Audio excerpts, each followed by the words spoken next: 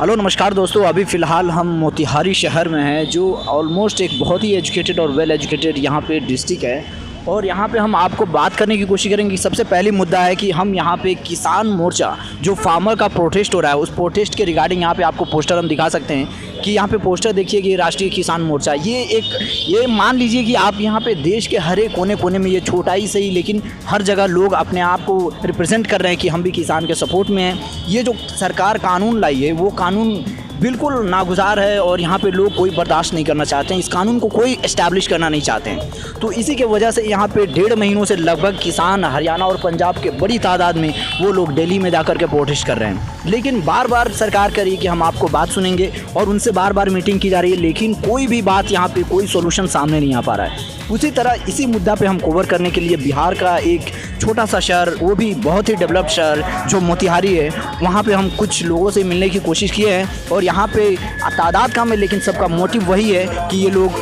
Protest को यहाँ पे सपोर्ट करने के लिए आए हैं। तो आइए सबसे पहले हम यहाँ पे बात रखने की कोशिश करेंगे कि इनका मशवरा क्या है, इनका राय क्या है, आप लोग क्यों यहाँ पे जमा हुए। हम लोग ये जो 3 काला कानून किसानों के विरोध में बना है, उस कानून के विरोध में है। और ये काला कानून सिर्फ कहने के लिए नहीं है, वो काला कानून है ही, क्योंकि ये तीनों कानून मोदी गवर्नमेंट उस समय लाई जब कोरोना काल था। उस समय ऑर्डिनेंस लाई 5 जून को, और जब सत्र कोरोना में कहा गया कि कोरोना के कारण शीतकालीन सत्र नहीं चलेगा, लेकिन उस कानून को फिर संसद से पास कराने के लिए सत्र बुलाया गया, लेकिन उस सत्र में बहस भी नहीं होने दिया गया। ध्वनि मत से सरकार, जब विपक्ष के एमपी ने कहा कि इस पर बहस कराई जाए, नियम है कि एक एमपी भी उठकर अगर कहे तो बहस कराना चाहिए, ताकि देश की जनता लाइव देख सके, जान सके, अखबारों में छप सके, उस पर समूचा इन्स एंड आउट्स जो है आ सके। सरकार समझ गई कि अगर बहस कराते हैं तो ये जो काला कानून बनाए हैं लोग जान जाएगा। इसलिए सरकार तो बोल रही है कि ये किसानों के हित में है। हाँ, सरकार तो नोटबंदी को भी कही थी कि जनता के हित में है, एनआरसी को भी बोली कि जनता के हित में है। ये सरकार कोई भी कानून आज तक बनाई सब कही कि जनता के हित में है। प्राइवेटाइजेशन कर रही है, कह रही जनता के हित में है। भोजन छीन लेगी, कहेगी जनता के हित में है। भोजन नहीं करोगे तो उम्र बढ़ जाएगा, आपका शरीर फैल रहा है भोजन करने से, थोड़ा ये हो जाएगा, सब तो कहेगी। ये कानून जो है जनता के हित में नहीं है। इसलिए नहीं है कि 3 कानून है। एक है मंडी, प्राइवेट लोगों के लिए मंडी खोलना, बड़े बड़े कॉरपोरेट को। दूसरा है उसके लिए स्टोरेज करने का, जो भंडारण करने का अनुमति देना, और भंडारण कितना अनलिमिटेड। जो कंज्यूमर एक्ट के तहत, आवश्यक वस्तु अधिनियम के तहत पहले लिमिटेशन था कि जो अति अनिवार्य चीज़ें हैं जिस पर जीवन आधारित है, उसका स्टोरेज कोई खास लोग न कर लेवे, जिसके कारण जो है अभाव हो जाए उस चीज़ को और लोग खाए बिना मरने लगे। जैसे अन्न है, तेल है, दलहन है, ये सारी चीज़ें। इसलिए उस पर लिमिट लगाया गया था कि इतना से ज़्यादा आप जमा नहीं कर सकते, ताकि बाजार में वो चीज़ उपलब्ध रहेगा, ताकि लोगों को सस्ता में मिलेगा। लेकिन एक और सवाल बीच में कि भंडारण वाली जो चीज़ थी वो कही गई थी कि आप आपातकालीन या कोई ऐसी इमरजेंसी आ गई या कोई पैंडमिक आ गया तो उस वक्त आप इसको नहीं कर सकते, आप अपना स्टोर नहीं कर सकते। वो जो पहले कानून था कि जैसे आप पैंडमिक आ गया, अकाल पड़ गया, तूफान आ गया, उस समय कोई स्टोरेज नहीं होगा। लेकिन ये सरकार बना दी कि उस समय भी आप स्टोरेज कर सकते हैं, और स्टोरेज ही नहीं कर सकते, एक्सपोर्ट कर सकते हैं जितना चाहें उतना। पहले था कि भंडारण भी नहीं कर सकते उस समय और एक्सपोर्ट भी नहीं कर सकते, लेकिन इसमें जितना चाहे उतना भंडारण कर सकते हैं और जितना चाहें उतना एक्सपोर्ट कर सकते हैं। आपको याद होगा 1941 में 41 में भारत में अकाल पड़ा था, करोड़ों लोग भूखे मर गए, लेकिन भारत के जो बनिए थे उनके गोदामों में अनाज जो है पड़ा हुआ था खाने से ज़्यादा, लेकिन घरों में अनाज नहीं था। ये स्टोरेज था अनाज का, और बाज़ार में अनाज नहीं था, घरों में अनाज नहीं था, इसलिए लोग भूखे मर गए। वो स्थिति ये सरकार कॉरपोरेट के हित में पैसा कमवाने के लिए जो हाईलाई लाना चाहती है। आइए आगे हम बात करने की कोशिश करते हैं। यहाँ पे हमारे सामने हैं सोहेल साहब। सर, आपको क्या लगता है कि इस पे क्या सुप्रीम कोर्ट कुछ रुकावट डाल सकती है? अभी रिसेंटली बात चल रही है इस पे, तो क्या सुप्रीम कोर्ट कुछ कर सकती है? क्या आपको उम्मीद है? सुप्रीम कोर्ट ने कमेटी बनाने का मशवरा दिया है और ये जिस मामले में कमेटी बन जाती है उसका निष्पक्ष फैसला नहीं आता है, तो कमेटी किसी न किसी तरह से मुतासिर हो जाती है। अलबत्ता सुप्रीम कोर्ट ने जो डायरेक्ट बातें कही हैं और किसान को सरकार को जो इंस्ट्रक्शन दिया है उसमें कहा है कि आप या तो इस कानून को वापस लीजिए या नहीं तो किसानों से जो है वार्ता करके इस आंदोलन को समाप्त कराइए। लेकिन उसका आखिरी मैसेज है कि कमेटी बनाई जाए और कमेटी उस पर विचार करेगी ये जो कानून है न्याय संगत है या नहीं, किसानों के हित में है या नहीं। इससे अब लगता है कि मामला तूल पकड़ जाएगा और सुप्रीम कोर्ट पर अभी पहले से कुछ नहीं कहा जा सकता है कि उसका आखिरी फैसला क्या होगा।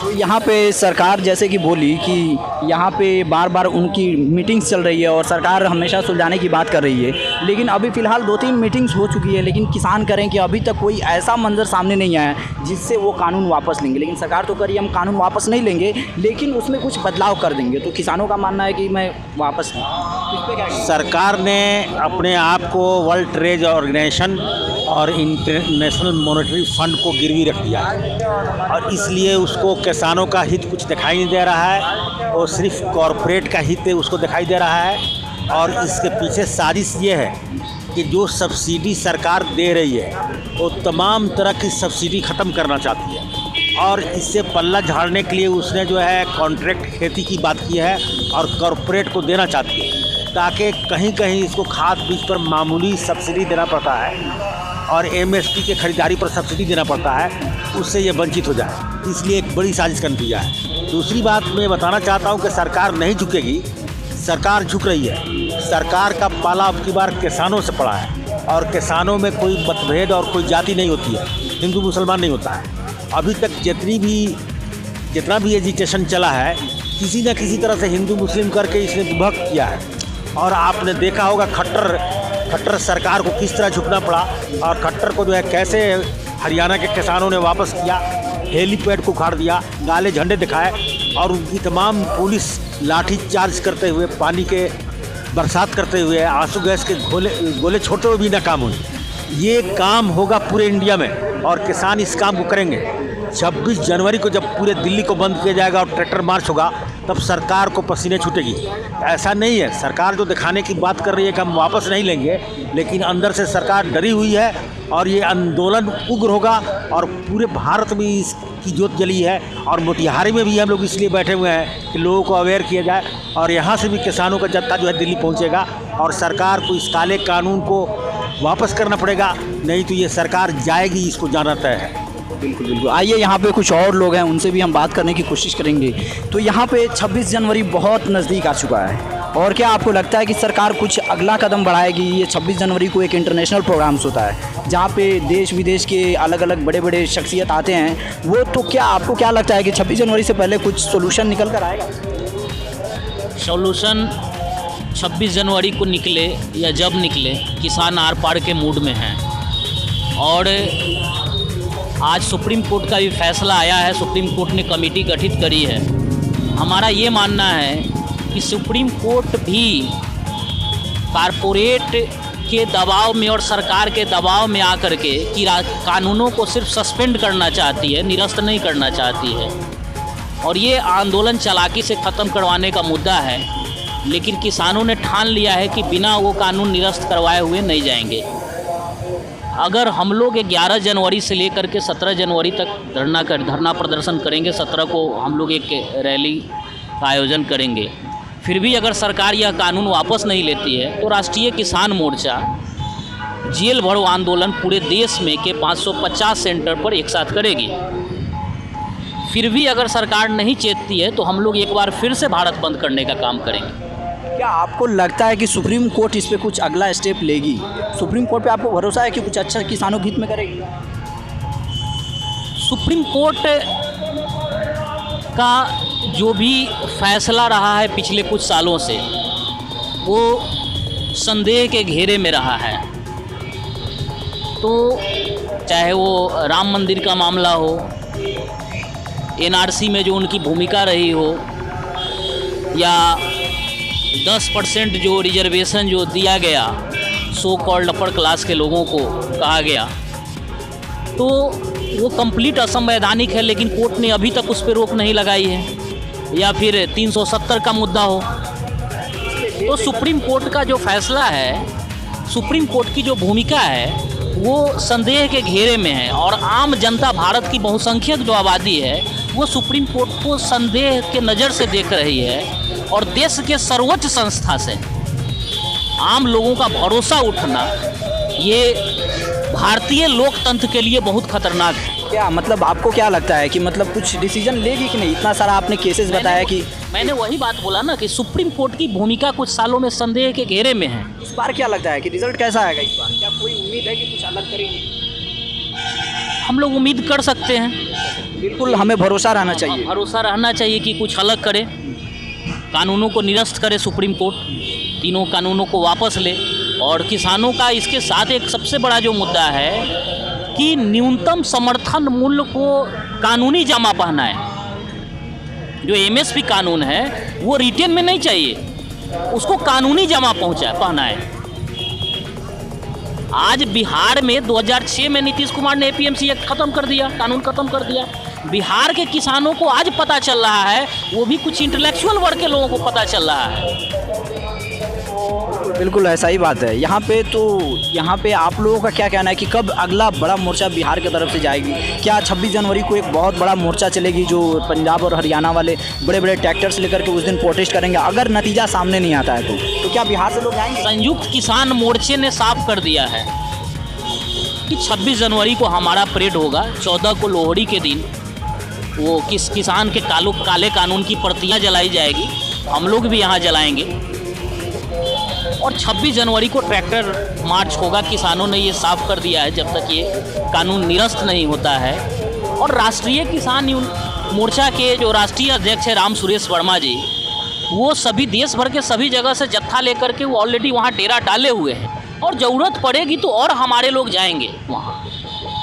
तो यहाँ पे आइए एक और शख्स से हम बात करने की कोशिश करेंगे। तो क्या आपको लगता है कि मोदी जी ने जो ये बात कही है कि किसान खालिस्तानी है, वो अंधभक्त कर रहे हैं, जैसे कि वो विश्वास नहीं कर रहे हैं, इनको भटकाया गया है, तो क्या आपको लगता है कि ये कोई रिलीजन बेस्ड है या कोई अदर मामला है जिस पे कांग्रेस वालों ने इनको भटकाया है? तो क्या आपको इस पे क्या कहना है? देखिए, सबसे बड़ी बात ये है कि केंद्र सरकार, जो मौजूदा सरकार है, 6 सालों से हुकूमत कर रही है। अभी फ़िलहाल ये जो भी कानून लाते हैं और जिनके फ़ायदे की बात करते हैं उनको ये फ़ायदा समझ में नहीं आता है, और जब जिनकी ये फ़ायदे की बात करते हैं, जब वो लोग विरोध करते हैं तो ये कहते हैं कि इनको भड़काया जा रहा है, इनको भरमाया जा रहा है। तो आप नोटबंदी का लिख लीजिए, 370 धारा का देख लीजिए, एनआरसी का देख लीजिए, अभी किसान का है।